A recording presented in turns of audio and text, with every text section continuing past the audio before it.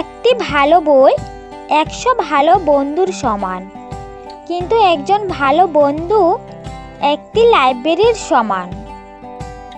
সফলতার গল্প পড়ো না, কারণ তা থেকে তুমি শুধু গল্পটাই পাবে। ব্যর্থতার গল্প পড়ো, তাহলে সফল হওয়ার কিছু উপায় পাবে। স্বপ্ন পূরণ না হওয়া পর্যন্ত স্বপ্ন দেখে যাও।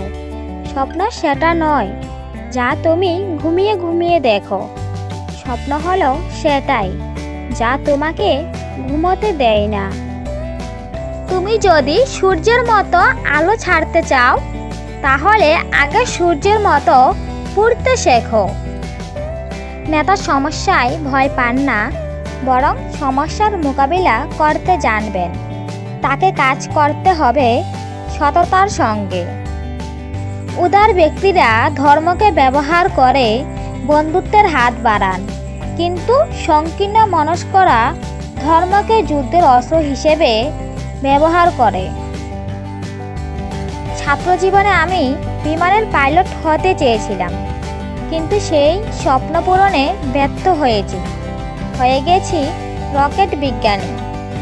জাতির সবচেয়ে ভালো মেধা ক্লাসরুমের শেষ বেঞ্চ থেকে পাওয়া যেতে পারে। কঠিন কাজে আনন্দ বেশি পাওয়া যায়, তাই সফলতার আনন্দ পাওয়ার জন্য মানুষের কাজ কঠিন হওয়া উচিত।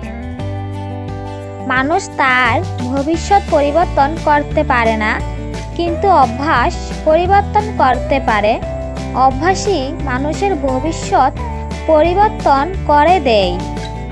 বৃষ্টি শুরু হলে সব পাখি কোথাও না কোথাও আশ্রয় খুঁজে, কিন্তু ঈগল মেঘের উপর দিয়ে উড়ে বৃষ্টিকে এড়িয়ে যায়।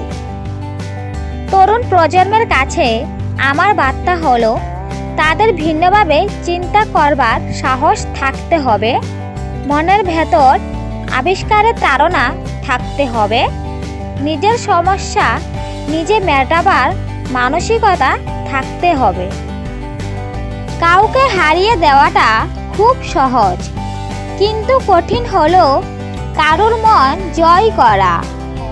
প্রথম সাফল্যের পর বসে থেকো না, কারণ দ্বিতীয়বার যখন তুমি ব্যর্থ হবে, তখন অনেকেই বলবে, প্রথমটিতে শুধু ভাগ্যের জোরে সফল হয়েছিলে।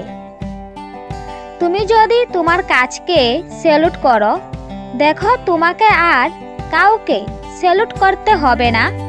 কিন্তু তুমি যদি তোমার কাজকে অসম্মান করো, অমর্যাদা করো, ফাঁকি দাও, তাহলে তোমার সবাইকে স্যালুট করতে হবে।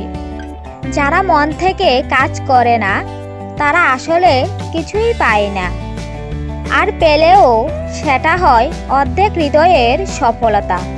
তাতে সবসময়ই একরকম তিক্ততা থেকে যায়।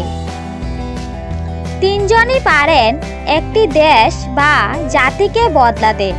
তারা হলেন বাবা মা ও শিক্ষক।